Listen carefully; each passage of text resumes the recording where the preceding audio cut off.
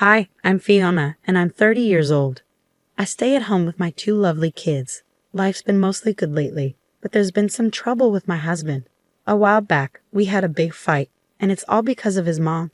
You know how moms can be important to their sons, right? Well, sometimes it feels like she's a bit too involved. My husband is what you might call a mama's boy, and it can be tough to deal with sometimes.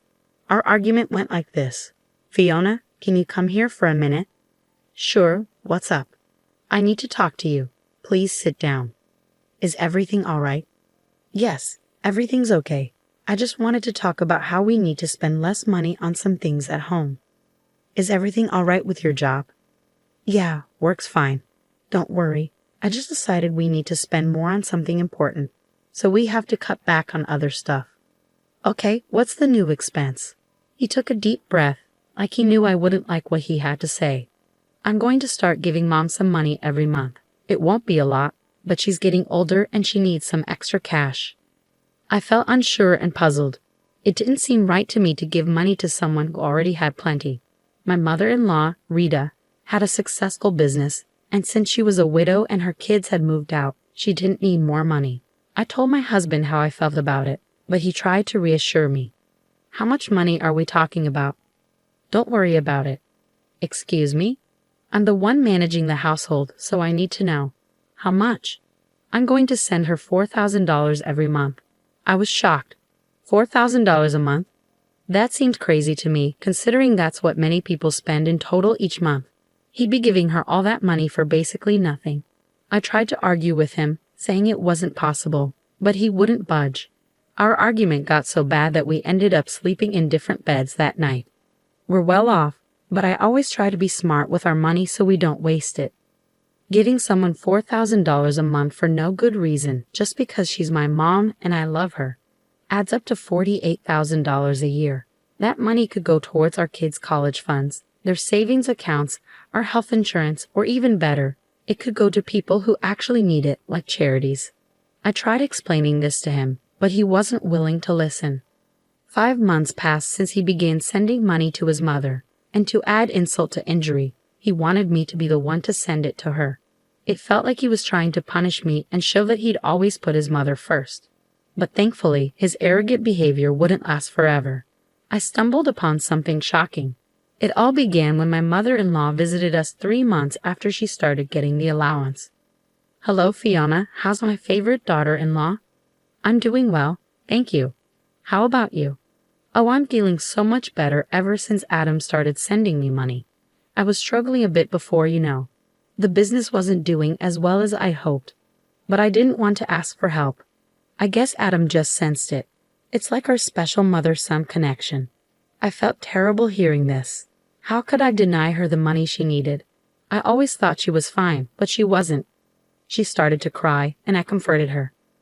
I've always been okay with sharing money with those who need it, and Rita clearly did. Also, I thought. After a heart-to-heart talk, I noticed something strange. Rita started talking about going on luxury trips now that she had extra money. It didn't make sense to me. If she needed money, why talk about trips? But whenever I looked confused, she'd backtrack and say she meant once she became rich again. It was odd, but I brushed it off because she said she needed the money. 2 more months passed, and I kept sending her the money. She'd always thank me profusely, saying how much she needed it. I felt bad for doubting her and guilty for arguing with my husband. Unfortunately, we started feeling the effects of less money in our household. It's tough to change your routine. Still, I tried to cut back wherever I could, and we managed to get by. Then, one night, I came across a text from his mother while cleaning my husband's office. Curiosity got the better of me, so I read it. Hey Adam, hope you're doing well. Could you increase my monthly allowance? I want to enjoy some extra luxuries. I was stunned. How could she ask for more money when she already gets enough to cover the average monthly expenses of a single person in America? Remember, she's a healthy, capable 65-year-old widow who lives alone. So why did she need more money, especially for luxuries? It didn't add up. My sympathy for her was fading, and I couldn't resist the urge to find out more. Ignoring the email from his mother on my husband's computer, I started searching through the family finances. Unfortunately, I didn't find any evidence of wrongdoing, so I decided to come up with a plan. Hi Fiona, everything all right? Why are you calling so late? Hello Rita, I hope everything's okay with you. Well, I'm managing, but honestly, it's been tough. Sometimes I struggle to afford even basic things like toiletries. I'm really grateful to my son for helping me out. Anyway, I was thinking, would you like to come over for tea tomorrow? Tea sounds wonderful. Thank you for inviting me. You know, things have been tight for me too. Sometimes I can't even afford tea, so it'll be nice to have some with you. Oh, it'll be my pleasure, Rita. Just come over, and we'll have a nice afternoon together. All right then, see you soon. Bye. Bye. With that, I hung up, preparing for my plan. The next day, Rita came over, and we had a lovely time. As we were chatting during our afternoon tea, Rita excused herself to use the bathroom. This was my chance to snoop around. I quickly went through her purse and found her phone, which was unlocked. I opened her banking app, determined to uncover the truth about her financial situation. Women's intuition rarely fails, and I stumbled upon some shocking news. With my suspicions growing stronger, I delved into her financial records, expecting to find evidence of financial struggle. However, nothing could have prepared me for what I discovered. Rita had over $1.6 million in her bank account as of 6 months ago. I was stunned. I had to exit the app and reopen it just to confirm that I wasn't mistaken. But there it was, clear as day. She had a huge sum of money in her account. Confusion overwhelmed me, and then, to make matters even more bewildering, I noticed a familiar text message on her phone. It was from one of her employees, and it said, "Hello Rita, please find attached the financial breakdown of last month's earnings. Just wanted to let you know, it looks like we've made a big profit for the 4th month in a row. You're a fantastic businesswoman. I'm eager to hear your thoughts." Naturally, I opened the attached document and my eyes widened at the sight of even more money. The report showed a monthly profit of $8,400 for a small business. It was truly impressive. At this rate, the business would thrive. Sitting there in shock for what felt like ages, I couldn't help but feel furious. This lady was taking money from her son's household, from her own grandchildren, for no real reason other than to satisfy her own ego.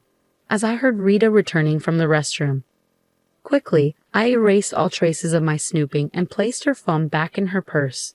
Rita returned, thanking me for the tea. "Oh, Fiona, thank you again for the lovely tea. You know, as an old lady, it's tough to manage, especially when you're already struggling. Lately, things have been really hard for me, dear, and I'm so grateful for you and your husband's help. Say, could I ask you for something, if it's not too much trouble?"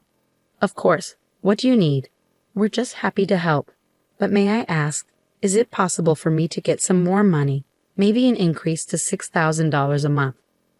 Let me tell you, it took every ounce of self-control not to explode and lash out at this woman for all the nonsense she was putting me through.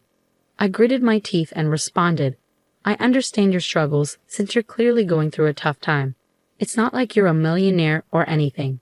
She froze for a moment, a subtle reaction that I might have missed if I didn't know what I knew. But because I was aware, I caught it. Luckily for her, she quickly recovered. "Oh no, of course not. If I were, I wouldn't be asking you, darling. So what do you say?" "Unfortunately, I don't think we can manage an extra $2,000. As soon as I said this, Rita's smile faded, replaced by what seemed like irritation. She pressed her lips together, clearly frustrated. "Oh, that's all right, no problem. Well, I have to leave now, so let's catch up again soon." She left in a hurry, almost as if she had just been rejected by a lover, and wanted to escape to avoid embarrassment. Now, knowing she was a liar and a thief, any sympathy I had for her vanished. I debated whether to tell my husband what I found, but I decided against it. He needed to see her true colors for himself, especially after he criticized me so harshly. It was a painful lesson he needed to learn on his own. A couple of days passed, and it was time to send my mother-in-law her monthly allowance of $4,000. Despite having the money from my husband, I chose not to. I wanted her to feel the shock and disappointment when the money didn't arrive later that day. It would be a wake-up call she sorely needed. Just as I anticipated, my husband called me a couple of hours later. "What's going on?" "What do you mean? Why are you upset?" "Don't play dumb, Fiona. I know what you're up to. Why haven't you sent Mom the allowance? I'm getting tired of your games. You won't believe what I found out. There's a reason behind what I'm doing. Listen, I understand you care about your mom. I'm sorry if you feel I don't appreciate that, but you need to hear me out. You don't even earn a dime to have a say in how we spend our money. It's my money and I'll decide what to do with it. So when I say send money, you do it. You're just a housewife. Remember that." His words shattered my heart. How could he talk to me like that? I was stunned. All the anger I'd bottled up for so long suddenly erupted. So I decided to fire back. "You know what your problem is? You don't appreciate me. You think being a housewife and mom is a breeze. Well, let's see how easy it is without me. I'm not sticking around to be treated like this. But before I go, check your mother's bank account. Don't bother calling me until you've done that. Have a nice evening." "Fiona, wait, I didn't mean." I hung up. I was fed up with being treated like dirt. Sometimes life throws challenges our way to remind us to take a break. I've been working so hard, and it's all taken for granted. Let's see how he manages without me, especially when he finds out his mom's a liar and a thief. I sent him the pictures I took of his mom's bank account while I was investigating. Then I switched my phone to Do Not Disturb mode. I packed bags for me and the kids and checked into a nearby hotel, not wanting to disrupt their school routine. They asked why we were staying in a hotel, and to spare them unnecessary worry, I told them our house was being fumigated, so we needed to stay here for a while. I said Daddy would stay in another hotel. I couldn't bear to burden my sweet angels with the truth. They didn't eat to suffer when I was already struggling. I needed to heal for them first. Even with my phone on Do Not Disturb, messages flooded my inbox from both my mother-in-law and my husband. But I was too drained to deal with it all, so I spent the night relaxing and playing with my children. Morning came, and I was woken up by a phone call. "Hello, Miss Fiona. There's someone named Adam here who'd like to meet you. We have to confirm if you know each other for safety reasons."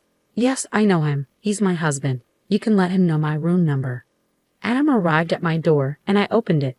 He immediately hugged me tightly, squeezing me tightly. "Oh my gosh, I'm so sorry for everything. I saw the evidence you sent me, and you were right not to give her any more money." He began to cry in my arms, and I comforted him. I invited him into the room, and we started talking. "Darling, I'm so sorry for everything. I'm glad you realized what was going on. Can you tell me what happened?" Just then, my mother-in-law called. I decided to answer it. "Hello. How dare you invade my privacy like that? I could sue you, you know." "Do you even need the money? How dare you try to ruin my reputation in front of my son? It doesn't matter. He loves me, and he'll do whatever it takes to make me happy. You think he'll stop sending me money? Ha, you must be delusional. You think he'll listen to a mere housewife? You're sorely mistaken.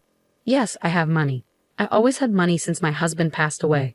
I just like to control Adam sometimes so he doesn't get too arrogant. He needs to remember that mommy comes first." The voice on the phone wasn't my mother-in-law's. It was like a monster, so different and filled with malice. Her yelling woke up the children. "So, you're not bothered by how your selfishness has disrupted this household? You don't care that Adam and I have been arguing because of your actions. You don't even care that you've been stealing from your own son and grandchildren. Oh, come on, you two are headed for divorce anyway. I can't wait for that.